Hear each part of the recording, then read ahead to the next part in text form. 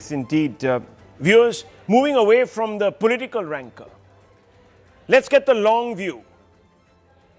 And the long view from the United States. And we are joined by America's #1 political scientist and also the president of the Eurasia Group, a very prestigious think tank. Mr. Ian Bremmer, thank you very much.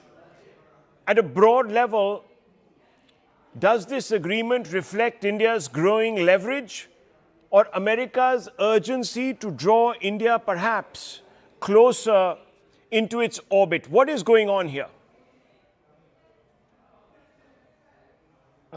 I certainly think it reflects greater leverage from India. The United States also has had greater urgency in getting a trade deal done because the affordability issues in the United States are weighing on Trump's popularity, and he has midterms. So I think it's a combination of India being a more important country legitimately to engage with than it has been in Trump's first term. But also because the second year of the Trump's term this time around is facing a lot more domestic pressure. So let me ask you, from Washington's point of view, how much of this deal is really about India and how much is it about managing, for instance, China?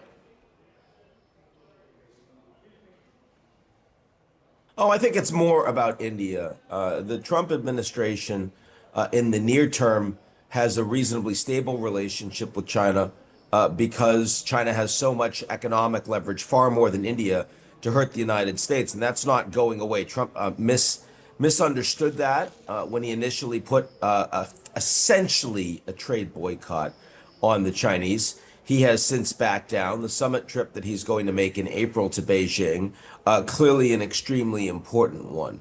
I think in terms of India, the relationship is more about ensuring that the Indian government cut off their oil purchases from Russia. That has been the sticking point for the last several months. And as you know, Trump has changed. He's altered the terms of the trade deal.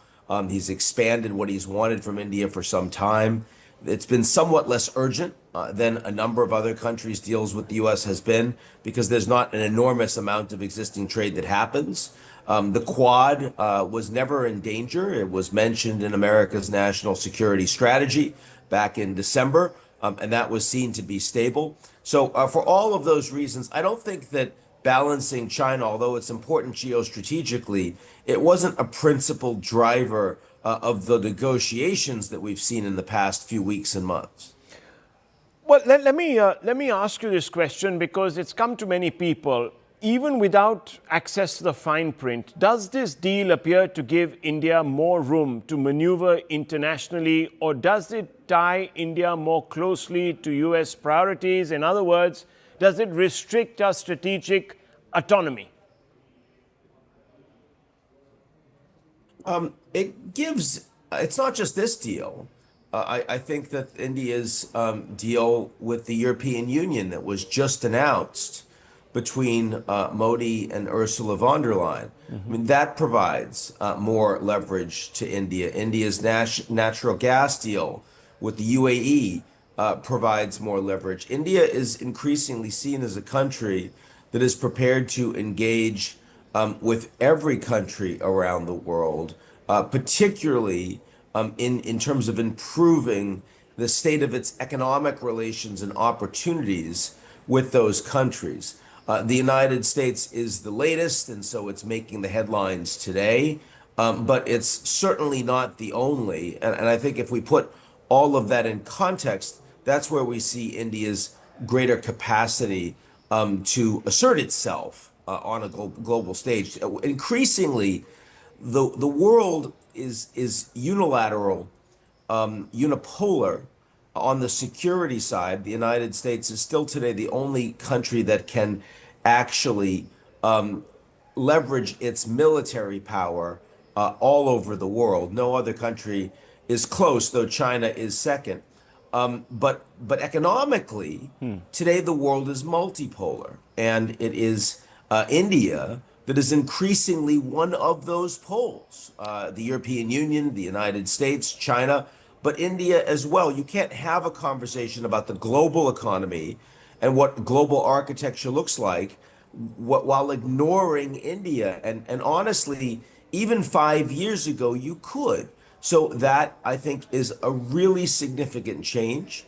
It has to do with the growing size of India's economy, but also the consistency of India's domestic economic reforms and foreign policy under a decade of Prime Minister Modi. So the credit goes to Narendra Modi, but I want to ask you because could we then say that the United States is treating India or beginning to treat India as some sort of a strategic equal? Could we make that leap? No, no, I'm not saying that. A strategic equal, the only country that President Trump is remotely doing that with is China. And that was only because they hit the Americans back hard in ways that were kind of existentially threatening for Trump, not just on the tariffs in the reciprocal fashion, but specifically on critical minerals and their capabilities with cyber and on pharmaceuticals.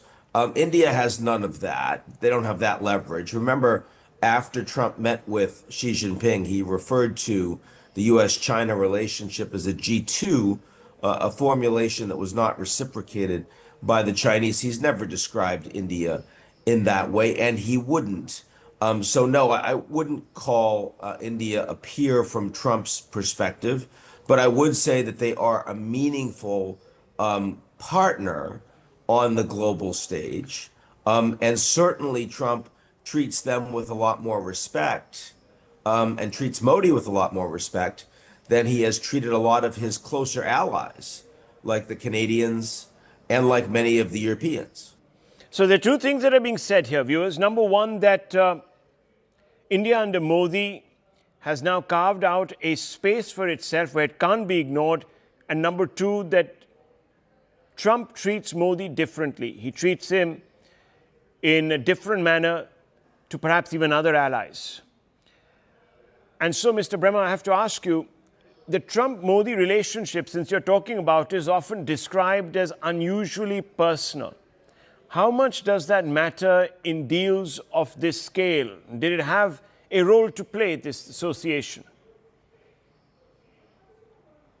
I think it was unusually personal in Trump's first term, where both men got along well, attended that Howdy Modi rally back in Texas, which was wildly popular. I think that today it is more about because Trump did put those tariffs on every country pretty much around the world. And it was in the last month, it was the new ambassador to India, Sergio Gore, who was kind of essential in getting this over the line. I don't think that the personal relationship between Modi and Trump played out as clearly.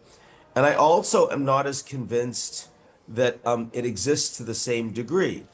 There are a number of things that the United States has done. You'll remember Trump has engaged much more with Pakistan, and he's welcomed the Army Chief of Staff to the United States and met with him on a couple of occasions. Once was over 2 hours, that meeting.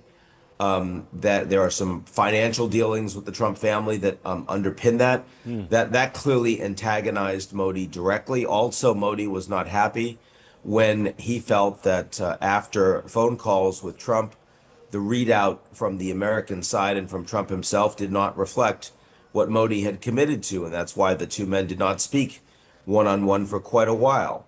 So I think that the relationship is, on the personal side, is really not close to where it was in Trump's first term. But that hasn't really hindered the ability of India to get to yes in this negotiation. So let me ask you, realistically, would an agreement like this have been possible without Modi's political authority at home? Because he commands that, he can negotiate. It would have been harder, but we see a lot of far less popular leaders getting to agreements with the United States. I mean, Keir Starmer, the UK was one of the first countries that got a deal done with the U.S., and he's an extremely unpopular prime minister who probably his tenure won't last for the year, in my view. There are many leaders around the world that are far less popular that have managed to get to a deal.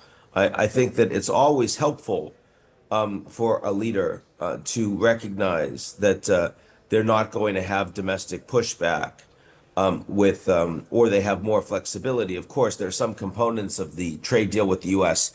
where Modi still does feel a lot of popular constraint. For example, on the access of the Indian market to American agricultural exports, for example. I don't expect that is costless, and I'm not sure that it's going to be done, at least not in the way that Trump announced it. But I think it is certainly a little bit easier for Modi. I don't think it mattered all that much, again, to get to these terms. Okay, so now we have an effective tariff level of around 18%, and this is being projected as a win for India, at least here in India, with limited details available. Remember, we don't have, Mr. Bremmer, the exact readout of what has been agreed upon. Does that claim stand up to scrutiny? Let's see. It was announced by Trump, it was announced by Modi, but as you know, there were other pieces of the deal that were not announced or details were not provided. We don't know what this 500 billion that Trump announced India is supposed to invest in the United States. We haven't seen that directly from India. We don't have a time frame. We don't have any specifics around it. We don't know if it's really going to happen. So that's an open question. It's not clear that India has actually ordered shutting down all oil imports from Russia, though they have significantly reduced it. Trump has announced that an end of that is part of the deal. We haven't heard that completely from Modi either. And again, we don't have details specifically around what it means to zero out tariffs of goods from the United States to India, which Trump also announced. So it's great that there's, as they call it, a framework for a deal, and that both parties have said now publicly that a deal has been agreed to. But what exactly is that deal, and is there potential for backsliding? Could this even fall apart at some level? Absolutely. This is a very different American president that you're negotiating with than any other in American history. And he changes his mind all the time. And his team isn't necessarily always aligned with or even read into that. Okay, so let me ask you, India has now concluded a very big deal with the European Union. Now you've got a framework for a deal up and running with the United States. How is India now viewed internationally, as a country shaping rules, or as a large economy perhaps still operating within frameworks set by others? What does this tell you, this entire standoff and its resolution? Oh, it's a little bit of both. Again, these are complicated times. Most of the global architecture has still been set up by the U.S. The Board of Peace that Trump put together is a nascent competitor to the UN, but it's most countries aren't going to join it. It'll still be the UN. That's the framework. The World Trade Organization is weaker than it used to be, but that's still the framework for arbitration and resolution of trade disputes. There's not a new such framework coming together. India has a privileged position in the BRICS, but it's not yet a coherent whole with architecture and structure that would make people engage with it as a grouping. So I think what India is it's an important economy that has the ability and has the leverage to get some of the things that it wants in negotiations with any country on the global stage in its area of competence, which is the global economy. I don't see India as a major global player in security. I don't see it as a major global player yet diplomatically, though it has the potential to become such, but economically it does. And so therefore, in a world where the rules and the norms are eroding, and we don't yet have very strong new architecture, India is an important player. I think that's the best way to look at it. Okay, so taking the long view, stepping back, has India chosen partnership over a degree of strategic isolation? The standoff with the United States wasn't the most pleasant. Or is it still keeping its traditional flexibility intact? What do you think? Oh no, it's India recognizes that it doesn't just get to be a quiet member of the group of 77. India is not avoiding geopolitics. They're clearly playing a role, but the role that they're playing is trying to engage in with meaningful dialogue with countries across various groupings. Certainly across the global south, certainly across the G7, and even a stabilization of the relationship with India. So I think, no matter what lens you look through, whether you're sitting in the Persian Gulf or in East Asia or in Europe or in the United States, India's relations are increasingly an important component of what you describe. And I think that Modi has played that sensibly. I don't think you can avoid picking sides on security and strategic issues, on technology issues, and India's conflict with China and mistrust of China is going to continue to constrain it. That is a hard constraint, but aside from that, it's been pretty flexible. Okay, so my final question to you, Mr. Bremmer. Some of Trump's colleagues in his cabinet or in his group of ministers have said that Modi and India would come crawling back to the table. And opposition leaders here in India say that Modi has surrendered. Is this true? How is it looking to you? Not particularly. I don't think that this is Trump doesn't see India as an equal, and Trump may well squeeze India now that the terms have been announced, because there is a big gap between what Modi is saying and what Trump is saying. That's the danger. What we saw yesterday, I don't think reflects India crawling or India in a position of supplicant. But what we see over the next few weeks might, depending on how Trump plays it, and Modi's going to have to be careful. It's not his first rodeo. He knows what Trump is like. As I said, a deal with Trump is never a deal until it's inked, and then even then, the terms can change. You may remember that Trump announced that the U.S.-Mexico-Canada agreement he thought was the best trade deal ever. He was the one that was behind it. He was the architect. He took credit for it. Then he becomes president again in 2024, and he changes the terms regularly. And so that can happen to India at any given time. Well, Mr. Bremmer, thank you very much for speaking to us and giving us that very nice and detailed perspective on what has actually gone down over the last 24 hours. We leave it at this. Thank you very much, viewers, for watching. Taking a short break.